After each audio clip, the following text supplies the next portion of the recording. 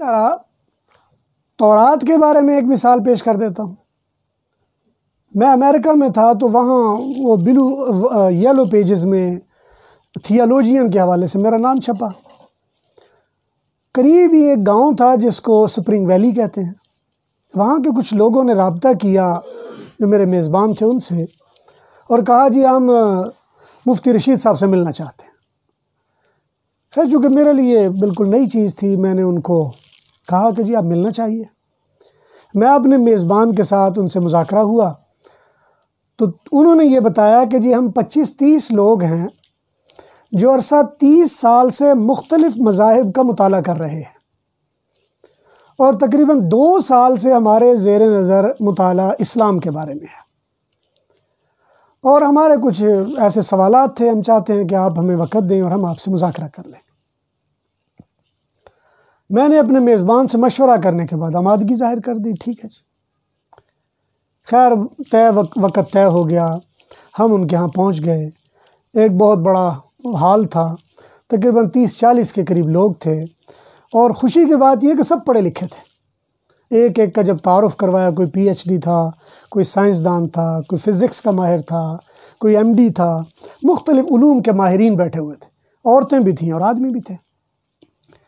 اور پھر ان میں کسی کا کوئی مذہب نہیں تھا، تھے سب انگریز، لیکن کسی کا کوئی مذہب نہیں تھا۔ وہ جو تعارف کروا رہے تھے وہ یہی کہہ رہے تھے جی پہلے میں یہودی تھا لیکن پھر میں نے اس کو چھوڑا، میں تسلی نہیں ہوئی، میں نے چھوڑ دیا۔ میں عیسائی تھا، تسلی نہیں ہوئی، میں نے چھوڑ دیا۔ یہ سارے لوگ وہاں جمع تھے، اور میں جب ان کے ہاں گیا، بات چیت ہوئی تو پہلے یہ طے ہوا، مجھے کہنے لگے جی آپ کچھ دیر کے لیے ہمیں اپنا تعارف، اپنے دین کا تعارف بتائیں۔ خیر میں نے اپنے دوست سے کہا کہ جی کیا کرنا چاہیے؟ 2 صورتیں ہیں، یا میں اردو میں بتاتا ہوں، آپ انگریزی میں بتا دیں، یا میں ہی جیسی ٹوٹی پھوٹی انگریزی بولتا ہوں میں ہی بول دیتا ہوں۔ خیر طے یہ ہوا کہ میں 5-1 منٹ اردو میں بتاتا ہوں، پھر یہ انگریزی میں بتا دیں گے، پھر میں اردو میں بتاؤں گا، پھر یہ انگریزی میں ترجمہ کر دیں گے۔ خیر 2 مرتبہ میں نے یہ جب باتیں کیں اور انہوں نے ترجمہ کیا، تو چونکہ میرے وے آف امپریشن سے، وے آف کنورسیشن سے، میری گفتگو سے، میرے انداز سے، وہ چونکہ سارے پڑھے لکھے تھے، وہ سمجھ رہے تھے کہ یہ جو بندہ بول رہا ہے، ترجمہ کرنے والا وہ کہہ نہیں رہا۔ اور حقیقت بات یہ کہ ترجمہ کرنے والے سے اس طرح ترجمانی ہو نہیں پا رہی تھی، اس لیے کہ جب آپ کسی پڑھے لکھے سے بات کر رہے ہوتے ہیں، وہاں اصطلاحات استعمال کرتے ہیں، وہاں نظریات استعمال کرتے ہیں، وہاں نظریہ پر تنقید کر رہے ہوتے ہیں، اور اگر ترجمان اس سارے منہج کو نہیں جانتا ہوگا تو وہ لفظ آگے منتقل کرے گا، باقی امپریشن تو ویسے ہی رہ جائے گا۔ خیر 3 مرتبہ میں نے انہیں کہا کہ جی آپ برا نہ منائیں، مجھے اتنی انگریزی آتی نہیں، اگر آپ مناسب سمجھیں میں ٹوٹی پھوٹی انگریزی بولتا ہوں اور آپ اسے سمجھ لیں، اگر کوئی بات نہ سمجھ آئے تو آپ میرے سے پوچھ لیں۔ انہوں نے کہا ہاں یہ ٹھیک ہے، یہ ٹھیک ہے، جو نہ آئے گی تو ہم آپ سے پوچھ لیں گے۔ خیر میں نے جو بھی اس وقت میری پنجابی سٹائل کی انگریزی تھی، میں نے اس میں بولنا شروع کیا۔ تقریباً 45 منٹ تک میں نے ان کو اسلام کے بارے میں، خاص طور پر حدیث جبرائیل کے تناظر میں ایک لے آؤٹ پیش کیا اور کہا کہ یہ اسلام ہے جی۔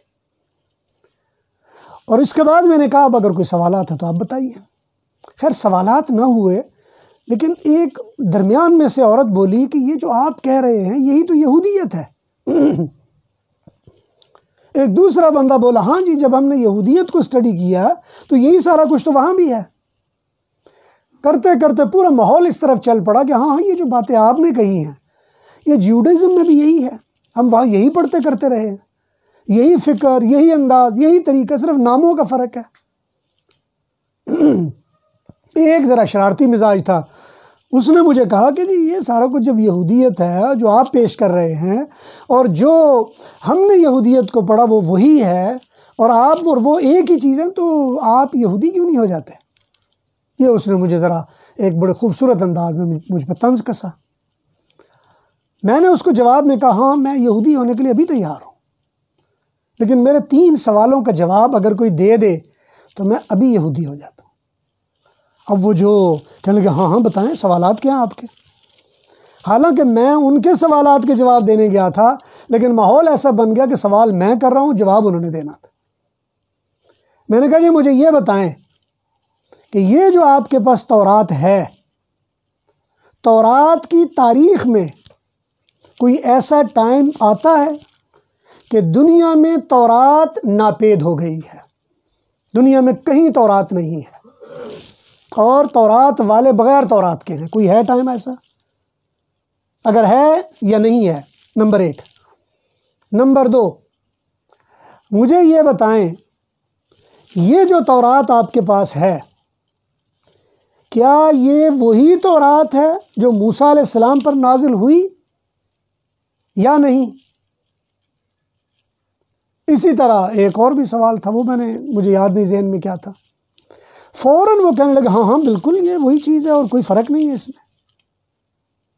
میں نے اسی وقت تاریخ میں نے کہا یہ جو آپ کی تورات، یہ جو زبور ہے، یہ جو صحائف ہیں، اس میں ایک عزرا نامی کتاب بھی ہے، جو سمیرین بائبل ہے اس میں عزرا 1 اور عزرا 2 2 کتابیں ہیں، اور جو ہمارے ہاں کیتھولک اور پروٹسٹنٹ ہے اس میں صرف ایک عزرا نامی کتاب ہے۔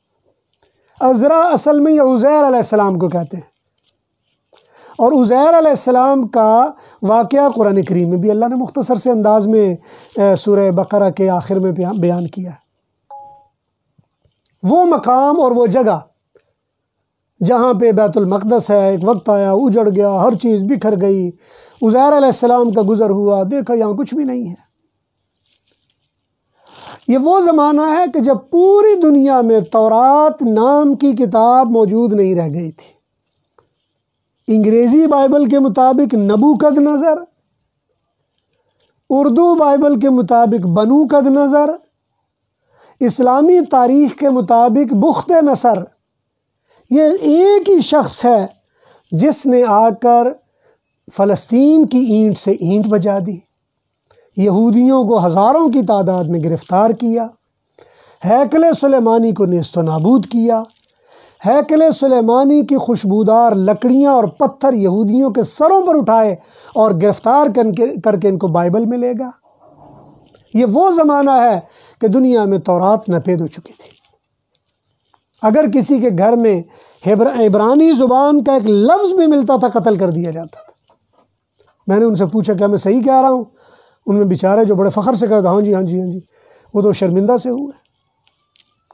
میں نے کہا دوسرا سوال یہ ہے کہ یہ جو پہلی 5 کتابیں ہیں جس کو آپ تورات کہتے ہو، ان میں پیدائش، گنتی، اخبار اور اسی طرح خروج اور استثناء ہے، یہ بتائیں یہ 5 موسیٰ علیہ السلام پر نازل ہوئی؟ کہ ہاں بالکل ان پر نازل ہوئی۔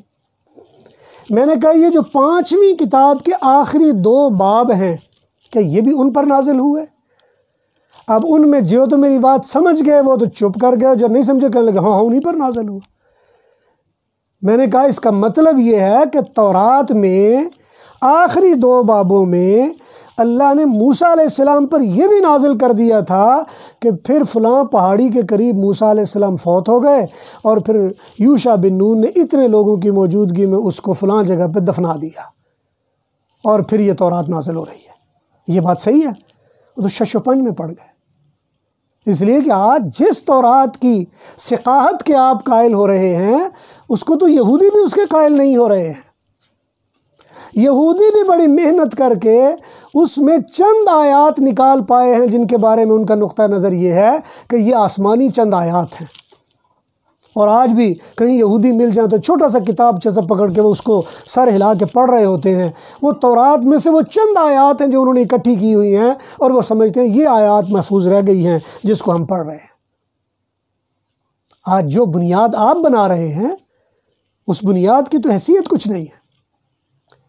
فقہ کے اوپر جن مسائل میں آپ سمجھ رہے ہیں کہ ہمیں بحث کا حق ہونا چاہیے، اور ان مسائل پر پڑھ کے بہت سارے صاحبزادے چونکہ ان کو جواب نہیں دے پا رہا کوئی، اور وہ صاحبزادے اس غصے میں یا انتقام میں کہ ہمارے استاد نے قدوری پڑھتے ہوئے، کنز پڑھتے ہوئے، ہدایہ پڑھتے ہوئے اور شرح وقایہ پڑھتے ہوئے، مفتی بنتے ہوئے، چونکہ ہمارے فلاں سوال کا جواب نہیں دیا، اور غامدی صاحب اس کے بارے میں اوپنلی کہتے ہیں کہ جناب آئیں، مذاکرہ کریں، مکالمہ کریں، ہم تو اس کے لیے تیار ہیں اور آمادہ ہیں، اور کوئی بھی آدمی کہیں بھی کسی بھی وقت ہمارے ساتھ بات کر لے۔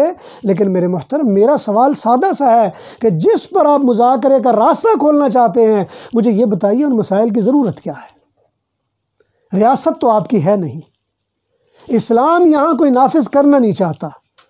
سی آر پی سی اور پی پی سی 1800 کچھ میں لارڈ مکالے نے آپ کو دی، اور وہ تو صحیفہ آسمانی سمجھ کر آپ کے وکلاء، آپ کے دوست، عدالتیں اور سارے کے سارے سینے سے لگا کر بیٹھے ہوئے ہیں۔ اس میں تو ہم بدلنا کچھ نہیں چاہتے۔ ضیاء الحق کی اسلامی جو مختلف قوانین اس نے مرتب کیے، وہ بھی سی آر پی سی، پی پی سی اور سی پی سی کا ضمیمہ بن کر رہ گئے ہیں۔ قانون شہادت ضیاء الحق نے نافذ کیا، آج اس کا حال کیا ہے؟ قصاص و دیت اس نے نافذ کیا، آج اس کا حال کیا ہے؟ آج حقیقت بات یہ ہے کہ آج کسی پر زنا کا بلا وجہ اگر مقدمہ بن جائے تو لوگوں کی کوشش ہوتی ہے پیسے دے کر، بھئی کیو ڈی کے تحت ہمارا مقدمہ نہ کاٹیں، سی آر پی سی کے تحت کاٹ لیں۔ آج تو آپ بین الاقوامی اسٹیبلشمنٹ آپ کو مجبور کر رہی ہے ان کو سائیڈ لائن کیا جائے، جو ہمارے لارڈ مکالے نے آپ کو قانون دیا اس کو نافذ کیا جائے۔ آپ جن مباحث میں اہل علم کو الجھانا چاہ رہے ہیں، مجھے صرف اس کا کوئی فائدہ بتا دیجئے کیا ہے۔ میں سمجھتا ہوں اگر فرض کر لیتے ہیں آپ کی بات ٹھیک بھی ہے کہ رجم کی سزا نہیں ہونی چاہیے، پھر کیا ہوگا؟ اگر فرض کر لیجئے میں سمجھتا ہوں کہ رجم کی سزا ہونی چاہیے، پھر کیا ہوگا؟ ان دونوں صورتوں میں اسلام کا فائدہ کیا ہے؟ اسلام کو تو سائیڈ لائن کیے ہوئے 150 سال گزر چکا ہے۔ آپ کی اسلامی ریاست کی بساط کو لپیٹے ہوئے 100 سال ہونے کو آ گیا ہے۔ اسلام عملی طور پر، سیاسی نظام کے طور پر کب کا ڈسٹ بن میں ڈال دیا گیا ہے۔ میں معذرت کے ساتھ لفظ ایسا استعمال کر رہا ہوں، یہ اغیار کا نقطہ نظر ہے۔ وہ کہتے ہیں جی ہم نے لپیٹ کے ڈسٹ بن میں ڈال دیا، اور آپ انہی کی ترجمانی کرنے نکل کھڑے ہوئے ہیں۔ اور وہ ذہین، باوقار اہل علم، ان کے صاحبزادگان، ان کے مدارس کی آمدنیں، ان کا پورا نظم و ضبط، ان کا پورا سسٹم، جس کا حق یہ بنتا تھا کہ وہ لوگوں سے صدقات اور زکاتیں لے کر 150 سال سے جس اسلامی روایت کو آگے منتقل کرنا ان کا فرض بنتا تھا، آج اسلامی روایت کو سائیڈ لائن کر کے اپنے پال پوس کر، پڑھا لکھا کر سمجھدار صاحبزادگان کو غامدی صاحب کی گود میں ڈال رہے ہیں۔ صاحب ان کی پرورش کر لیجیے۔ اور حقیقت بات یہ ہے کہ مجھے کچھ مجبوریاں ہیں جو نام لینے کی اجازت نہیں دے رہی، ورنہ میں اچھی طرح جانتا ہوں ایسے صاحبزادوں کو بھی کہ جس زمانے میں یہ نیا غامدی صاحب کا منہج چلا تو ہمارے بھی 1-2 دوست متاثر ہوئے۔ ہم نے اپنے شہر میں، چونکہ میرے 1-2 دوست ایسے تھے کہ جن سے میں علمی لحاظ سے واقعی بڑا متاثر تھا، ہم نے آپس میں مذاکرہ کیا کہ ہمارا وہ فلاں جو دوست ہے وہ تو بدک رہا ہے راستے میں۔ یہ غالباً 90s کے شروع کی بات ہوگی، 89-90 کی بات ہے۔ غامدی صاحب کا غلغلہ بھی نیا شروع ہوا تھا، اور مختلف جگہوں پہ 2-2 4-4 لوگ اکٹھے ہو کے ان کے درس سنا کرتے تھے۔ پرویز کی طرح وہ ویڈیو ٹیپ کے ذریعے درس ہوا کرتے تھے۔ اور جب مجھے پتہ چلا، ہم نے دوستوں نے مشورہ کیا، انہوں نے کہا کہ جی جو ہمارے دوست ہیں یا ملنے والے جو اس سے متاثر ہو رہے ہیں، ہم بیٹھ کر بات کر لیتے ہیں۔ ہم نے خود ان دوستوں کو بلایا، بعض صاحبزادوں کو بلایا۔ صاحبزادے اپنے والدوں کی اجازت کی وجہ سے گھر سے نہیں نکل سکے، لیکن اس وقت بھی جو دوست ہمارے ساتھ بیٹھے اور رات 3-4 گھنٹے تک کا مذاکرہ ہوا، ان کے ذہن بالکل صاف ستھرے ہو گئے، اس لیے کہ اسلامی روایتی فکر یہ بہت مضبوط فکر ہے۔ یہ وہ نہیں ہے جو میں نے پیدا کی ہے، یہ وہ بھی نہیں ہے جو کسی فرد کی پیدا کردہ ہے۔ یہ اسلامی روایتی فکر کی ابتدا آدم علیہ السلام نے رکھی۔ یہ روایتی فکر انبیاء کے ذریعے ہوتی ہوئی ابراہیم علیہ السلام تک پہنچی۔ ابراہیم علیہ السلام نے توحید کی بنیاد اس میں ڈالی، اور اس کو آگے منتقل کیا۔ محمد کریم نے اس کی تکمیل فرمائی اور مکمل دین کی صورت میں امت کے حوالے کر دیا۔ صحابہ کرام لے کر آگے چل پڑے، اور یہ وہ روایتی فکر ہے جو محمد کریم سے تکمیل کی مہر کے ساتھ چل رہی ہے۔ اس میں آپ کو کوئی نئی آمیزش کی ضرورت نہیں ہے، اس میں آپ کو کوئی نیا تڑکا لگانے کی ضرورت نہیں ہے، اس میں آپ کو کوئی نئی چیز ڈالنے کی ضرورت نہیں ہے۔ حقیقت بات یہ ہے کہ جدید علم کلام کے حوالے سے بہت سارے لوگ لکھ رہے ہیں، میرا بھی علم کلام کے حوالے سے کافی مطالعہ ہے، بلکہ میرا ذوق بھی ہے، میں نے اس میں کسی لیول پر مقالہ بھی لکھا اور پڑھنے پڑھانے میں بھی میرا وابستگی رہی۔ مجھے آج تک نہیں سمجھ آئی یہ جدید علم کلام میں ہے کیا جو آپ دینا چاہ رہے ہیں۔ ایک واضح انداز ہے، علم کلام میں جو چیزیں بنیاد بنتی ہیں اس میں سائنٹیفک میتھڈ کو آپ ایڈ کرنا چاہ رہے ہیں، اس میں فلسفیکل میتھڈ کو آپ ایڈ کرنا چاہ رہے ہیں۔ یہ تو پرانا علم کلام ہے، اس میں کون سی نئی بات آپ ڈالنا چاہ رہے ہیں؟ ابن رشد جیسا سائنسدان جس نے اپنے زمانے میں سائنٹیفک میتھڈ کے ذریعے مذہب کو آگے منتقل کیا، اسی زمانے میں محی الدین ابن عربی نے فلسفیانہ میتھڈ میں دین کو آگے منتقل کیا۔ وہی منہج اور وہی طریقہ کار آگے منتقل ہوتے ہوئے شاہ ولی اللہ تک منتقل ہوتا ہے، اور ایک آگے منتقل ہوتا چلا جا رہا ہے کہ روایتی انداز ہے۔ اس لیے آج بڑے شوق سے جدیدیت کا نام لگا کے ہم بڑے آرام سے راستے سے ہٹنا شروع ہو جاتے ہیں، اور خاص طور پر مجھے حیرت ہوتی ہے اس وقت کہ جب ہم بڑے دانا پڑھے لکھے لوگوں کو کہتے ہیں کہ میں غامدی صاحب کو پڑھنے آیا ہوا۔ کوئی اینکر ہے، میں نے کسی اس میں دیکھا تو وہ بڑے خوشی سے کہہ رہے ہیں او جی میں امریکہ میں غامدی صاحب سے دین پڑھنے آیا ہوا۔ میرے محترم، دین پڑھانا اس کا کام ہے جو یہ کہے کہ میں آگاہ ہوں۔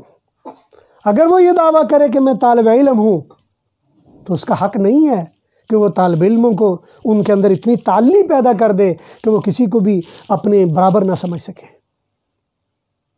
کیونکہ جو آپ دے رہے ہیں کہہ رہے ہیں کہ میں ایک طالب علم ہوں، لیکن انداز یہ ہے کہ طالب علم نہیں ہیں آپ ایک نیا راستہ کھول رہے ہیں، آپ ایک نیا انداز متعارف کروا رہے ہیں، آپ دین کی بنیادیں بدلنا چاہ رہے ہیں۔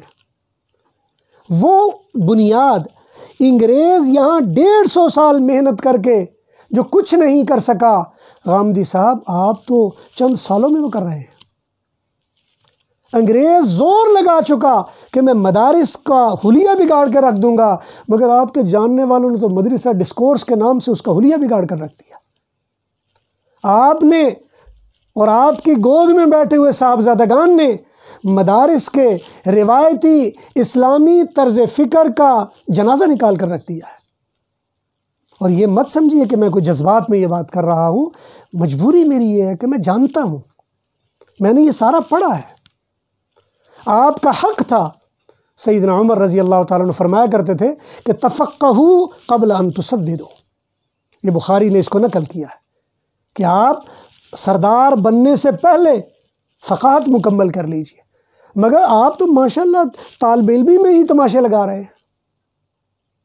اور حقیقت بات یہ ہے کہ میں بالکل اس ساری گفتگو میں نہیں سمجھتا کہ میں نے اگر کوئی بے احترامی کی یا بے احترامی کرنا چاہتا ہوں، ہرگز بے احترامی نہیں، یہ ایک علمی اختلاف ہے، اور علمی اختلاف کو اب میرا حق ہے کہ میں علمی انداز میں پیش کروں، اور میں اس لیے پیش کر رہا ہوں کہ میں نے پڑھا ہے، اور میں آپ کی فکر کی بنیاد سے آگاہ ہوں، میں اس بیج سے آگاہ ہوں جس سے کومپل نکل کر درخت بن کر آج اس درخت پر آپ ایک پھل کی صورت میں لٹک رہے ہیں، میں اس کو جانتا ہوں۔ اور حقیقت بات یہ ہے کہ میرا ایسا نہیں ہے کہ میں کوئی روایتی متعصب مولوی ہوں، میرا کوئی مدرسہ بھی نہیں ہے کہ جس میں مجھے ڈر ہوگا کہ چندے بند ہو جائیں گے، ایسا بھی نہیں ہے کہ میں کوئی جاہل ملا ہوں، ایسا بھی نہیں ہے کہ میں روحانیت سے آگاہ نہیں ہوں۔ آپ تصوف کے بارے میں کہتے ہیں یہ دین کے متوازی ایک دین ہے، اور پھر آپ یہ بھی کہتے ہیں کہ آپ ایک تصوف کے والے کے گھر میں پلے بڑے ہیں۔ مجھے نہیں سمجھ آ رہی کہ وہ آپ کے ابا تصوف کو کیا جانتے تھے، محترم یہ وہی الفاظ ہیں جو پرویز کے آپ کاپی کر رہے ہیں. پرویز بھی یہی کہا کرتے تھے کہ جی میں ایک پیر صاحب کے گھر میں پلا بڑا ہوں، تصوف کو میں نے اپنے گھر میں دیکھا ہے.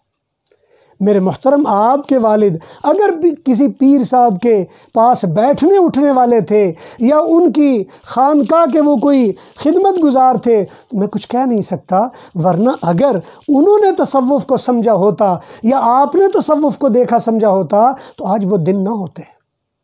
حقیقت بات یہ ہے کہ تصوف یہ موضوع ایسا ہے، اگر آپ کسی بھی لیول پر اس پر بات کرنا چاہیں تو کوئی مسئلہ نہیں، بات ہو سکتی ہے. تصوف دین کا ایک جزو ہے، ایک لازمی جزو ہے. اس کا نام بدل سکتے ہیں، آپ اس کو زہد کہہ سکتے ہیں. امین حسن اصلاحی نے تزکیہ نفس کہا ہے، آپ بھی اپنی کتابوں میں تزکیہ نفس کہہ کر اسے مخاطب کرتے ہیں. آپ کے تلامذہ بھی بیٹھے ہیں، تزکیے کی باتیں ہو رہی ہوتی ہیں. یہ آپ نے نام وہی لے لیا ہے جو روایت میں ہے، یا قرآن کریم میں تزکیہ کا لفظ اللہ نے استعمال کیا ہے تو یہ الفاظ بدل لیا، ورنہ اصل کیا ہے؟ تصوف اور تزکیہ ایک ہی چیز ہے. آپ اس میں کیے گئے اعتراضات آپ ان کو دیکھ لیجئے، جس کی وجہ سے لوگوں میں غلط فہمیاں پیدا ہوئی، آپ اس کو دیکھ لیجئے. میں نے کسی 2-4 مجلسوں میں ان غلط فہمیوں کا ازالہ کرنے کی کوشش کی ہے جو تصوف میں گمراہی کا باعث بن رہے ہیں، وہ ضرور دیکھ لیجئے. ورنہ حقیقت بات یہ ہے کہ تصوف وہ جست ہے، وہ نور ہے، وہ بنیاد ہے، وہ برہان ہے، وہ حجت اور دلیل ہے جس پر قائم رہتے ہوئے آدمی گمراہی سے بچ جاتا ہے. یہ روایتی اسلامی فکر کا ایک رکن رکین ہے، یہ رکن اعظم ہے، یہ بہت بڑی بنیاد ہے. اگر آپ تصوف کو نکال دیں گے تو قرآن کریم کی روحانیت آپ نے سائڈ پہ کر دی ہے. اس لیے میرے محترم یہ تصوف یہ بنیاد ہے، آپ اس کو سائڈ پہ نہیں کر سکتے. فقہ الگ ایک بنیاد ہے، اس کے جزوی انفرادی مسائل یا ہر مفتی کے تفردات ہوتے ہیں. اگر آپ ان تفردات کو بنیاد بنا کر مدارس کے صاحبزادگان کو الجھانا چاہتے ہیں تو میرے محترم یہ تفردات ہر مفتی کے ہوا کرتے ہیں، ہر دور میں ہوتے ہیں.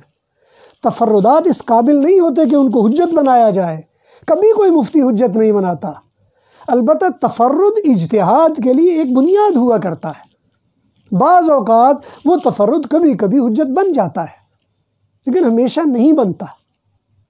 اور ایسے تفردات کو آپ کے جو قیمتی تلامذہ ہیں، جو صاحبزادگان ہیں، جو یعنی علمی وراثت کے گود میں سے نکل کر آگے بڑھے ہیں، وہ تفردات کو جمع کر کے ایک نئی فکر بنا رہے ہیں اور وہی آپ کی فکر بن کر متعارف ہو رہی ہے.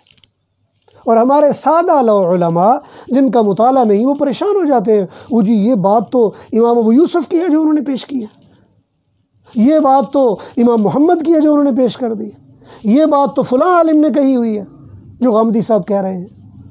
تو میرے محترم یہ تفردات کی ایک سیریل ہے پوری، ہر دور میں ہر فقیہ کے تفردات ہوا کرتے ہیں. اسی طرح صوفیاء کے ہاں شطحیات ہوا کرتی ہیں، وہ شطحیات اسی طرح ہی ہیں جیسے مفتی کے تفردات ہیں. یہ شطحیات قابل حجت یا قابل تسلیم یا قابل تقلید نہیں ہوا کرتی، ان کا اپنا ایک مفہوم ہے. اگر آپ وہ سمجھنا چاہیں تو یہ الگ ایک موضوع ہے، کسی وقت اس پہ بھی بات ہو سکتی ہے. اس لیے میں مختصر انداز میں بات کو سمیٹتے ہوئے یہ کہوں گا کہ آپ اپنی بنیاد کو ضرور لیجئے، لیکن اس دور میں دین کی سربلندی کے لیے جن چیزوں کی ضرورت ہے اس کو سامنے رکھیے. مرنا میں نے بھی ہے اور مرنا آپ نے بھی ہے، قبر میری بھی ہوگی، قبر آپ کی بھی ہوگی. اللہ کی طرف سے سوالات مجھ سے بھی کیے جائیں گے، سوالات آپ سے بھی کیے جائیں گے. قیامت کے دن میدان محشر میں کھڑے آپ بھی ہوں گے، کھڑا میں بھی ہوں گا، پوچھا جائے گا. بلکہ یہ تو بہت بڑی بات ہے، قرآن کریم میں تو اللہ نے یہاں تک کہا ان السمع والبصر والفؤاد کل اولئک کان عنہ مسئولا. یہ آنکھیں، یہ کان، یہ دل، یہ سوچیں، ہر چیز کے بارے میں پوچھا جائے گا، سوالات کیے جائیں گے. تو میرے محترم اس دنیا میں نام بڑا ہو سکتا ہے، مال اکٹھے ہو سکتے ہیں، ادارے بن سکتے ہیں، قبر میں جانے کے بعد کیا بنے گا، اللہ کی بارگاہ میں کیا عزت و شرمندگی ملے گی، اس کے بارے میں ضرور سوچئے۔ دعا ہے اللہ ذوالجلال سے جو کہا سنا گیا اللہ اپنی بارگاہ میں قبول فرمائے۔ وآخر دعوانا ان الحمد للہ رب العالمین۔